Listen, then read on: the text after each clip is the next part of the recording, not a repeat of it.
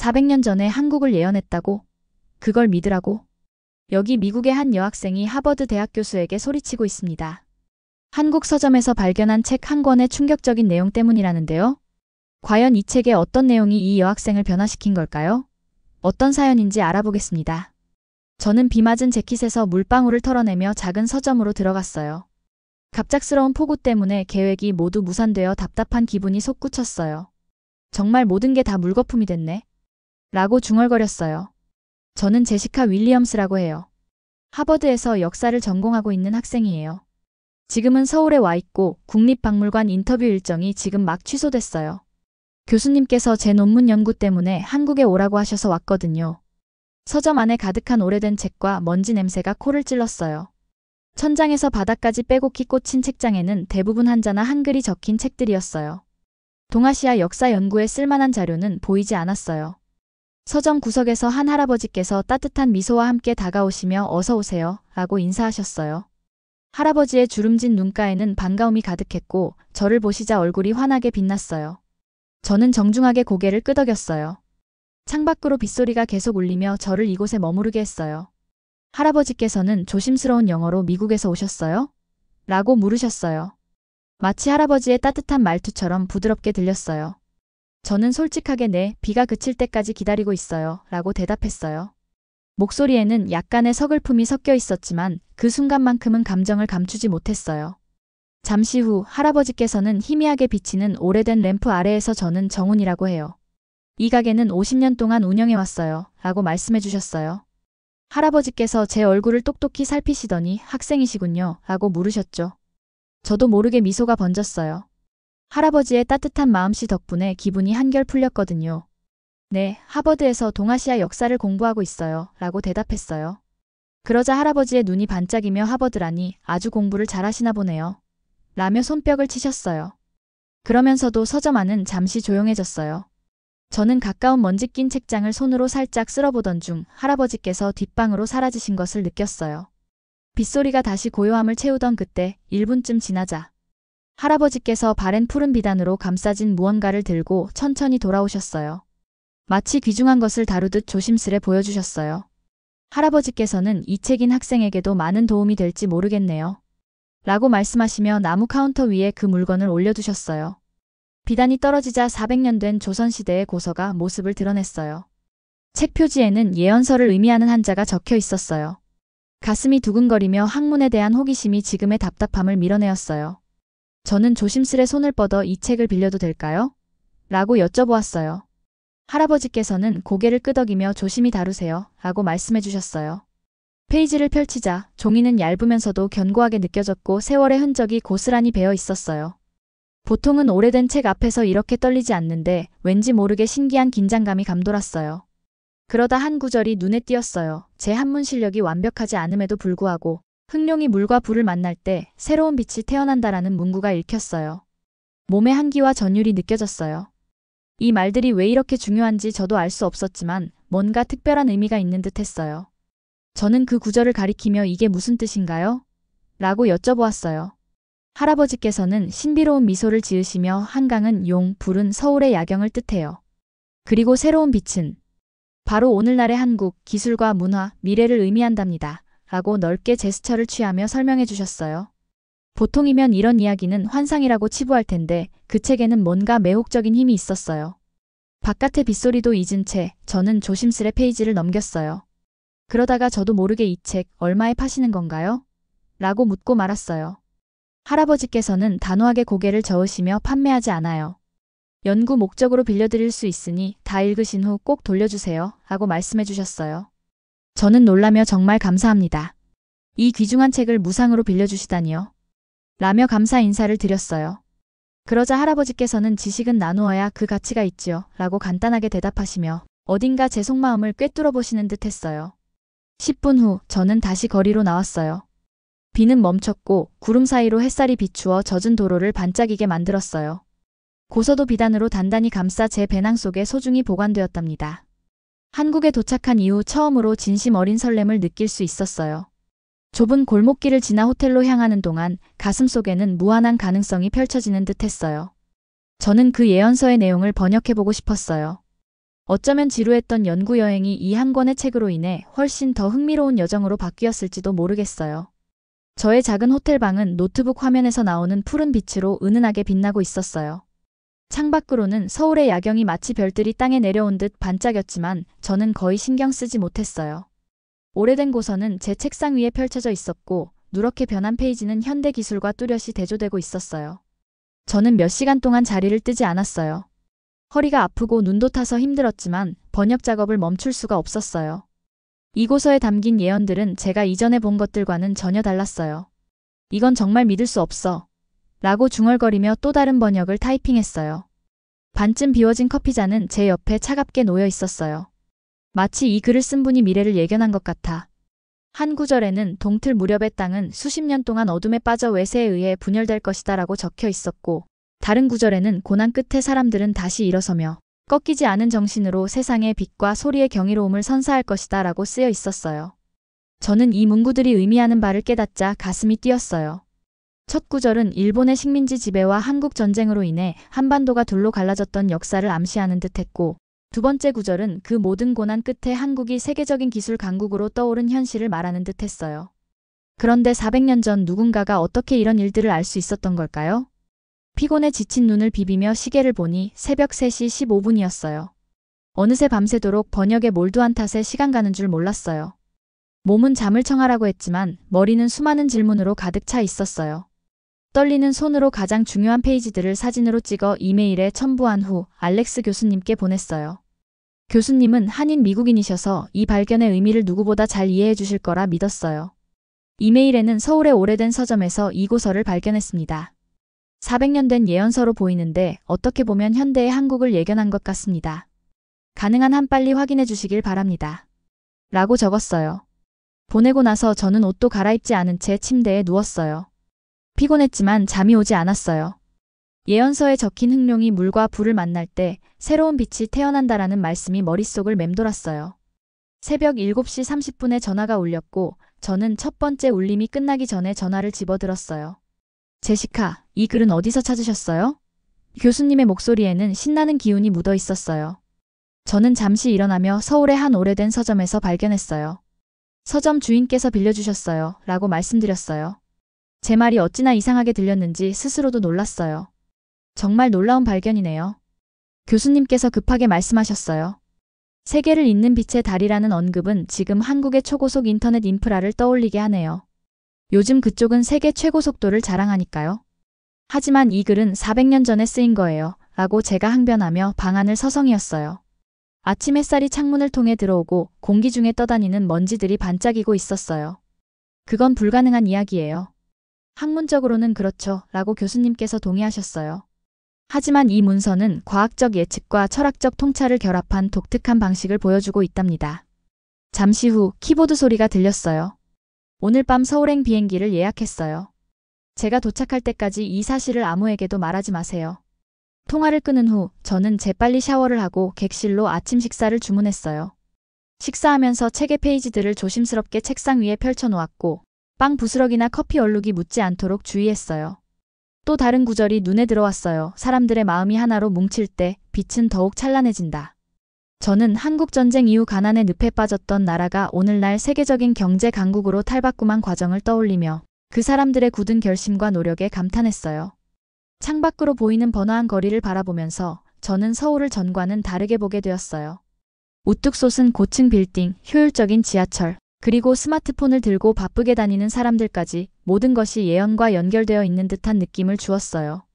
서울에 도착한 이후 처음으로 저는 이곳에 머무는 것이 설레임으로 다가왔어요. 그동안 제가 중국이나 일본의 역사를 더 중시해왔던 것이 얼마나 큰 오산이었는지 깨닫게 되었어요. 한국에는 저의 고집 때문에 놓치고 있던 특별한 무언가가 있었어요. 저는 그날 내내 고서를 정독하며 세심하게 노트를 작성했고 예언들과 한국 역사 사이의 연결고리를 찾기 위해 온라인으로 관련 자료들을 찾아보았어요. 저녁이 되어 방 안은 여러 개의 스티커와 관찰 기록들로 가득 찼어요. 교수님께서 비행기가 착륙했다는 문자를 보내오자 마치 꿈에서 깨어난 듯한 느낌이 들었어요. 고서에 몰입한 나머지 호텔 방 바깥 세상을 잊고 말았거든요. 내일 저는 교수님을 만나러 가서 그분께 정훈 할아버지의 서점을 안내드릴 예정이에요. 함께 400년 된 고서가 어떻게 현대의 한국을 예견할 수 있었는지 그 미스터리를 풀어보고자 해요. 저는 고서를 다시 비단으로 조심스럽게 감싸 제 배낭에 넣었어요. 이 책이 담고 있는 모든 비밀을 밝혀내기로 결심한 순간이었답니다. 저는 교수님과 함께 정훈 할아버지의 서점을 향해 걸어가고 있었어요. 어제 좁은 호텔방에서 우리 발견한 내용을 대부분 논의한 후라 밖에 나오는 것이 참 반갑게 느껴졌어요. 알렉스 교수님께서 안경을 고쳐 쓰시며 이 책이 존재하다니 아직도 믿을 수가 없어요. 예언 중 일부는 너무나 구체적이에요. 라고 말씀하셨어요. 저는 어제 내린 비로 생긴 물웅덩이를 조심스레 피하며 마치 글 쓴 분이 미래를 직접 들여다본 것 같아요. 라고 대답했어요. 작은 서점은 어제 비를 피하기 위해 처음 들어섰을 때와 똑같았어요. 여기저기 책들이 쌓여 있었고 작은 창문으로 쏟아지는 햇빛 아래 먼지 입자들이 춤추듯 움직였으며 오래된 종이의 익숙한 향기가 우리를 반겨주었어요. 정훈 할아버지께서 책장 뒤에서 마치 우리를 기다리신 듯 모습을 드러내셨어요. 미소 지으실 때마다 눈가에 주름이 깊어지셨어요. 할아버지께서 책에서 흥미로운 내용을 찾으셨나요? 라고 물으시자 알렉스 교수님께서 한국어로 정중하게 인사하시며 어르신, 이 책에는 현대 한국을 놀랍도록 정확하게 예언하는 내용들이 담겨 있는 것 같아요. 이 책의 기원에 대해 아시는 바가 있으신지요? 라고 여쭤보셨어요. 할아버지께서는 우리를 카운터 옆에 작은 나무 의자 2개로 안내해 주셨어요. 저는 그 의자가 제 체중을 버틸 수 있을지 걱정되면서 앉았어요. 얼마 지나지 않아 정훈 할아버지께서 뒷방으로 사라지셨다가 증기로 가득 찬 찻주전자와 3개의 작은 컵을 들고 돌아오셨어요. 할아버지께서는 이 책은 대대로 우리 집안에 내려오던 것이에요. 라고 말씀하시며 향긋한 차를 각 컵에 조심스럽게 따라주셨어요. 커다란 김이 섬세하게 피어올랐어요. 할아버지께서는 100일 동안 산에서 명상한 한 학자가 이 책을 썼다고 전해주셨어요. 저는 할아버지께서 건네주신 따뜻한 찻잔을 받아들고 흙내음이 나는 향을 깊이 들이마셨어요. 이 책이 정말 예언적인 의미를 갖고 있다고 믿으세요? 라고 진심 어린 호기심으로 여쭤보았어요. 정훈 할아버지께서는 카운터 뒤 자신의 의자에 앉으시며 한 동작 한 동작에 의미가 있는 듯 천천히 움직이셨어요. 제가 무엇을 믿든 그건 중요하지 않아요. 중요한 것은 이 책이 우리에게 한국 정신에 대해 무엇을 가르쳐주는가 하는 것이지요. 라고 말씀하셨어요. 할아버지께서는 제가 가져온 책을 집어들고 능숙하게 펼쳐진 한 페이지로 손가락을 옮기셨어요. 그 페이지에는 어제 번역했던 구절, 빛이 너무 밝아지면 그림자는 더욱 깊어지고 동방의 아름다움은 내면을 들여다봐야 한다라는 내용이 적혀 있었어요. 저는 찻잔을 한 모금 마시며 이 구절은 무슨 의미로 해석해야 할까요? 라고 여쭤보았어요. 찻잔 속 차는 약초의 맛과 설명하기 어려운 쓴맛과 단맛이 동시에 느껴졌어요. 정훈 할아버지의 얼굴은 진지해지시고 이마에 주름이 깊어지셨어요. 한국이 더 강력하고 성공적인 나라가 되어감에 따라 새로운 도전들이 생겨나요. 젊은 세대에 대한 압박, 경쟁, 그리고 몇몇 전통의 상실 말입니다. 한숨을 내쉬시며 어깨를 조금 떨어뜨리셨어요. 큰 성공에는 그에 따르는 책임이 따른다는 경고의 말씀이지요. 알렉스 교수님께서도 고개를 끄덕이며 이 책은 급속한 현대화의 부작용, 특히 최근 몇십 년간 한국이 겪은 변화의 부정적인 면들을 경고하는 것처럼 느껴져요. 라고 말씀하셨어요. 저는 서울의 커피숍에서 늦은 밤까지 공부하는 학생들, 학업 스트레스와 치열한 취업 경쟁에 관한 뉴스들을 떠올리며 예언이 현대의 문제들과 직접 연결되어 있음을 깨달았어요. 알렉스 교수님께서 빈 찻잔을 내려놓으시며 이 책을 어떻게 소유하게 되셨는지 여쭤봐도 될까요? 라고 하셨어요. 정훈 할아버지의 눈은 먼 곳을 바라보는 듯해졌어요. 저의 증조부께서 어려운 시절에 많은 책들을 구해주셨어요. 이 책은 특별히 소중하게 보관하셨지요. 증조부께서는 이 책에 한국의 정신과 미래가 담겨 있다고 할아버지께 전해주셨답니다. 세 분은 작은 서점에서 몇 시간을 보내며 정훈 할아버지께서 한국의 고난과 승리에 관한 여러 이야기를 들려주셨어요. 한국 전쟁으로 가족이 흩어졌던 이야기, 빈곤 속에서도 오로지 결심으로 나라를 재건한 이야기, 점령과 근대화 속에서도 전통을 지켜낸 이야기들이었어요. 이 모든 이야기들은 제가 하버드에서 배운 교과서에는 없던 내용들이었어요. 오후가 저물고 창문을 통해 기울어 들어오는 햇살이 더욱 강해질 무렵, 저는 제 마음속에 무언가가 변하고 있음을 느꼈어요. 처음 한국에 도착했을 때, 저는 그곳을 단지 또 하나의 연구과제, 중국이나 일본의 역사보다 덜 중요한 한 페이지로 여겼었거든요. 그러나 이제 저는 한국의 이야기에 진심으로 감동받고 있었어요.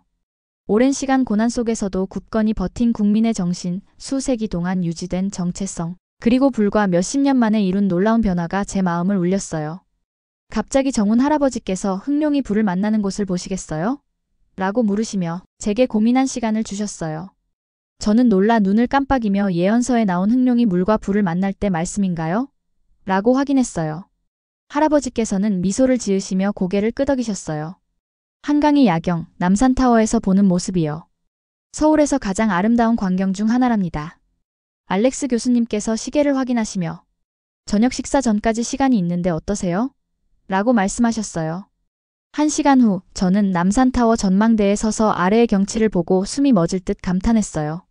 한강은 마치 검은 용처럼 도시를 휘감고 있었고 수백만 개의 불빛이 어둠 속에서 반딧불이처럼 반짝이며 그 용을 감싸고 있었어요.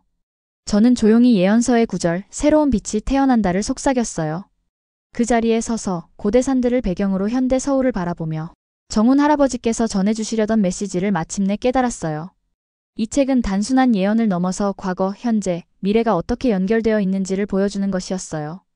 하버드에 계신 교수님께서 제 진행 상황을 묻는 메시지가 도착했을 때 저는 미소 지으며 답장을 작성했어요. 저의 논문 주제를 바꾸고 있어요. 한국에는 꼭 전해져야 할 이야기가 있으니까요. 아침 햇살이 창문을 통해 따스하게 들어오던 날 저는 다시 정훈 할아버지의 서점으로 걸어갔어요. 지난 며칠 동안의 경험이 제 마음을 크게 바꾸어 놓았거든요. 서울거리를 걸으며 제 눈앞에 펼쳐진 고요한 아침 풍경과 서점의 익숙한 모습이 제 마음에 평안을 주었어요. 서점 문을 열고 들어서자 오래된 책들의 향기와 먼지 낀 공기가 저를 반겨주었어요. 저는 조심스레 책을 책상 위에 올려두고 할아버지께 책을 돌려드릴 생각으로 발걸음을 옮겼어요. 그런데 할아버지께서는 미소를 지으며 책을 제게 건네셨어요.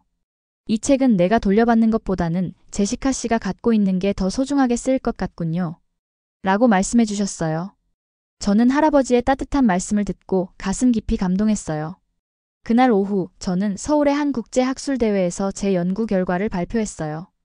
발표장에 가득 찬 사람들 속에서 저는 떨림을 감추지 못했지만 그동안 경험한 모든 일들이 제게 큰 용기를 주었어요.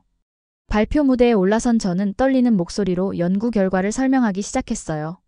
처음에는 예언서에 담긴 구절 새로운 빛이 태어난다라는 말에 단지 우연의 일치일 뿐이라는 반응이 많았어요.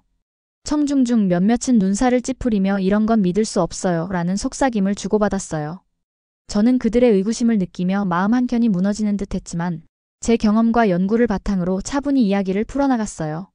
처음에는 저도 이 예언이 단순한 우연의 일치라고 생각했어요. 하지만 서울에서의 경험, 정훈 할아버지와의 만남, 그리고 이 도시에 흐르는 역사의 숨결을 직접 느낀 후에는 달라졌습니다. 저는 천천히 눈을 마주치며 차분하고도 진솔하게 말했어요.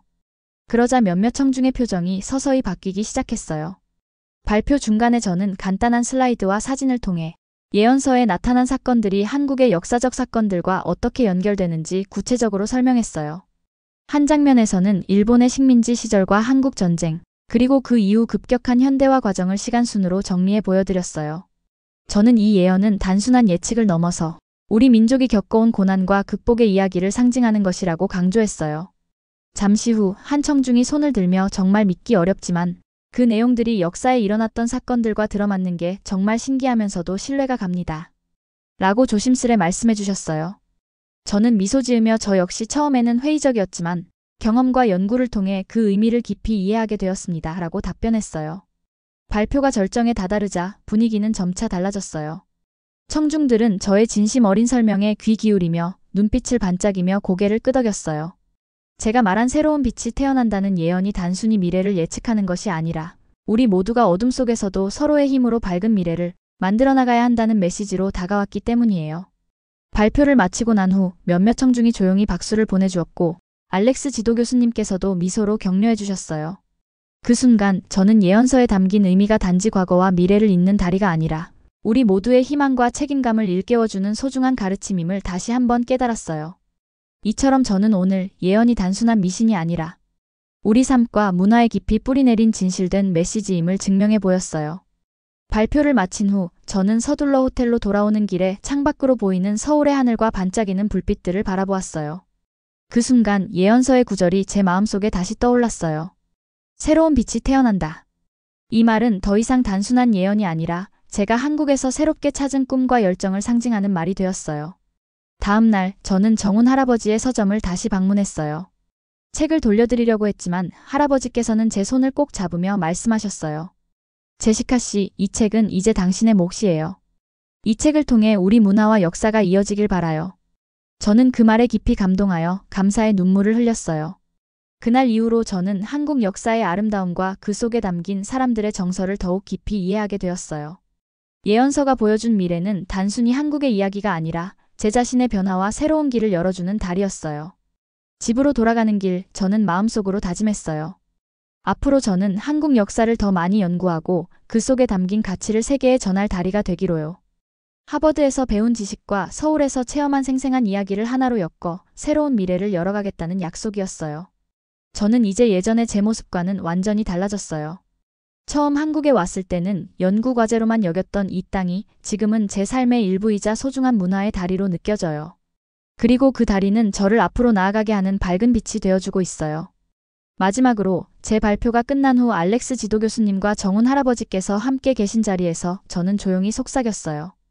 저는 이제 제가 받게 된 이 책임을 꼭 이어나갈 거예요.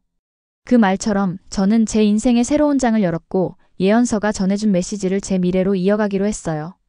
지금까지 제 이야기를 들어주셔서 감사합니다. 제시카 윌리엄스였습니다.